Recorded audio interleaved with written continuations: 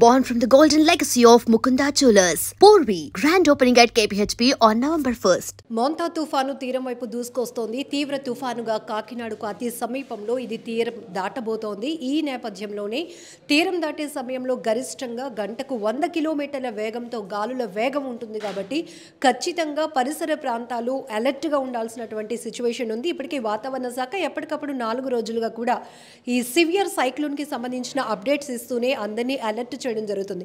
ప్రస్తుతానికి severe cyclone condition ఎలా ఉంది, ఎక్కడ సెంట్రలైజ్ ఉంది, సో దీని ప్రభావం వల్ల ఏ ప్రాంతాల్లో భారీగా అత్యంత భారీ వర్షాలు నమోదు కాబోతున్నాయి, అకాల వరదలు కూడా కొన్ని చోట్ల ఉంటాయని వాతావరణ శాఖ చెప్తోంది. ప్రస్తుతానికి వాతావరణ శాఖ సీనియర్ ఆఫీసర్ జగన్నాథ్ కుమార్ గారు మనతో పాటు ఉన్నారు. ఒకసారి అప్డేట్ ఏంటో చూద్దాం సార్. ప్రస్తుతానికి మచిలీపట్నానికి 70 కిలోమీటర్ల దూరంలోను, కాకినాడకు 150 కిలోమీటర్ల దూరంలోను, విశాఖపట్నంకి 250 కిలోమీటర్ల దూరంలోనూ ఈ మోంతా తీవ్ర తుఫాను కొనసాగుతుంది.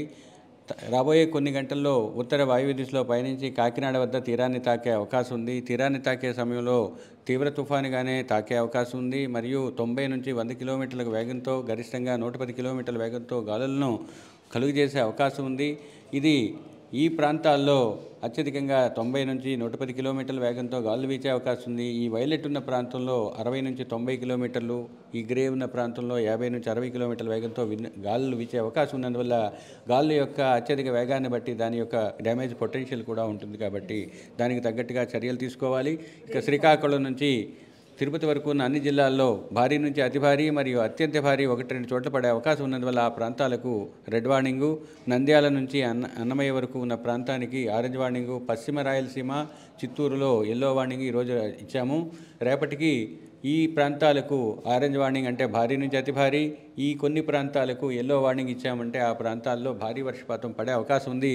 గత కొన్ని రోజులుగా కురుస్తున్న వర్షాలతో పాటుగా ఈరోజు రేపు వర్షాలు కురిసే అవకాశం ఉన్నందువల్ల ఈ శ్రీకాకుళం నుంచి విశాఖపట్నం అనకాపల్లి వరకు ఉన్న ప్రాంతానికి మరియు పశ్చిమ గోదావరి నుంచి నెల్లూరు వరకు ఉన్న ప్రాంతానికి కొన్ని చోట్ల ఆకస్మిక వరద సంభవించే ప్రాంతాలుగా గుర్తించడం జరిగింది. తర్వాత ఓడరేవులన్నింటిలో ప్రమాద హెచ్చరికలు ఇచ్చాము. కాకినాడలో 10వ నంబరు, విశాఖపట్నం గంగవరంలో 9, మచిలీపట్నం, నిజాంపట్నం, ఓడరేవు, కృష్ణపట్నంలో 8వ నంబరు ప్రమాద హెచ్చరికను ఎగురవేశాము.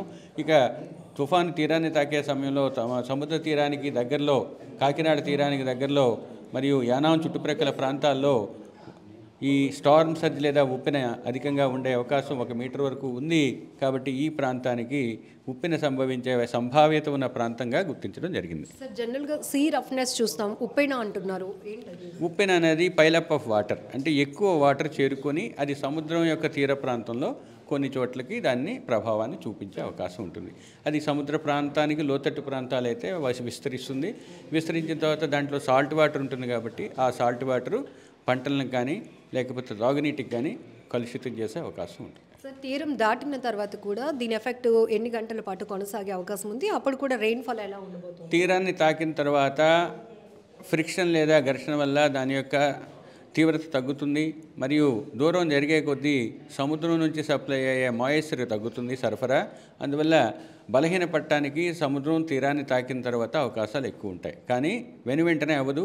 కొన్ని గంటల తర్వాత, 1 రోజు తర్వాత కానీ దాని యొక్క తీవ్రత తగ్గుతుంది. కాబట్టి ప్రస్తుతం ఉన్న పరిస్థితుల్లో 2 రోజుల వరకు దాని యొక్క ప్రభావం ఉంది. కొన్ని గంటల్లోనే తీరం దాటబోతోంది కాకినాడ వద్ద. ఎన్ని గంటల ప్రాంతంలోని అంచనా సమయాన్ని ఏమైనా లెక్క పెట్టారు? అంటే మాకున్న దీని ప్రకారం ఈరోజు సాయంత్రం 5 గంటల తర్వాత, ఎన్ని గంటలంటే అర్ధరాత్రి లోపల, అంతే.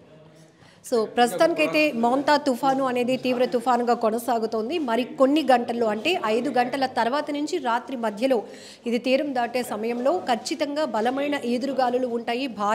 అత్యంత భారీ వర్షపాతం కూడా నమోదవుతూ ఉంటుంది. కాబట్టి ఆంధ్రప్రదేశ్లోని ఇప్పటికీ రెడ్ అలర్ట్లో కొనసాగుతున్న జిల్లాలతో పాటు ఆరెంజ్ అలానే ఎల్లో ఇండికేట్లో ఉన్నటువంటి జిల్లాలు కూడా అప్రమత్తం ఉండాల్సినటువంటి ఆవశ్యకత చాలా ఉంది. ఇది ప్రస్తుతానికి విశాఖ నుంచి వాతావరణ అప్డేట్.